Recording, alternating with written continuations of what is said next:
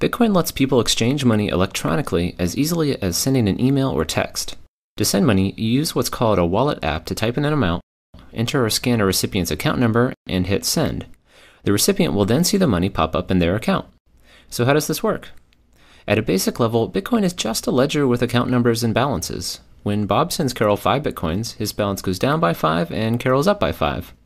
There's no gold or government-issued money backing these numbers, just people's belief that the numbers are worth something, and a system that prevents unfair changes. Part of the system makes sure no one can spend money from someone else's account. Every time you hit send, your wallet app sends a message to the Bitcoin network describing how the ledger should change, including the sender's and recipient's account numbers and amount to transfer. So what's to prevent a thief from creating a message transferring money from someone else's account? Bitcoin requires a kind of signature on each message to prove that it was created by the true account owner. The signature serves the same purpose as a handwritten signature on a paper check, but it's based on math rather than handwriting. The math comes from the world of cryptography, which is normally used to hide secret messages, but in Bitcoin has been repurposed to prove ownership. Each Bitcoin account number has an associated key that only the true account owner knows and is used to create signatures by encrypting transaction messages. Others test the signature by trying to decrypt it. If successful, they know the signature was created by the true account owner. In addition to not relying on handwriting analysis, these math-based signatures can't be copied and reused on other transactions, since the signatures are unique to each transaction. So these signatures keep unauthorized transactions from changing the ledger, but who exactly is checking the signatures and overall maintaining the ledger? Surprisingly, anyone who wants to. One of the main goals of Bitcoin is to provide a decentralized system, meaning no single company or government can control it.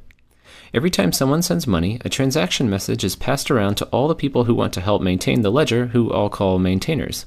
Each maintainer keeps a personal copy of the ledger and updates it whenever they receive a new transaction with a valid signature. With ledgers spread all over the world, traffic delays and occasionally fraud can lead to differences in those ledgers. So how does the world decide which version to use? Like in other democratic systems, there's a vote, but it's a bit different than a typical ballot system.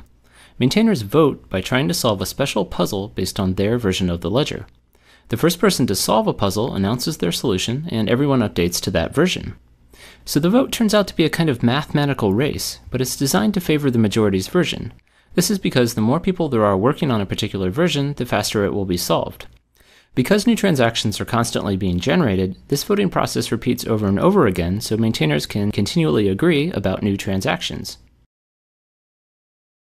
So why math problems instead of, say, emailing in votes to decide on a ledger? Without a central authority to register voters, it would be hard to enforce one vote per person. A single person could create multiple accounts to vote more than once, or even millions of times. The math problems prevent this by making each vote have a cost in computers and electricity.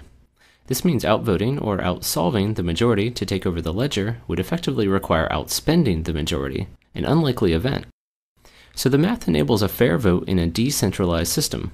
Two more important details about how it does this. To prevent someone from pre-solving a puzzle to win the race, each puzzle builds on previous answers, and the winner is not just the most recent solution, but the ledger version with the most total solutions. The puzzles are also extraordinarily special in that there are no tricks to solving them faster, other than by buying more computers and electricity. It's this property that underlies the entire system and gives people assurance that the solutions are truly from the majority and not a clever attacker. A final note about how money is created. Every time a puzzle is solved, a small award is added to the solver's balance, effectively creating money out of thin air. This award acts as an incentive for people to help maintain the ledger, and is in addition to small fees senders attach to transactions. Because maintainers acquire newly created money through computation, they are typically called miners, but their main purpose is really to manage the ledger, not to create money. The voting system simply provides a convenient way to randomly distribute money into the world, and in fact, after 2140, no more money will be created.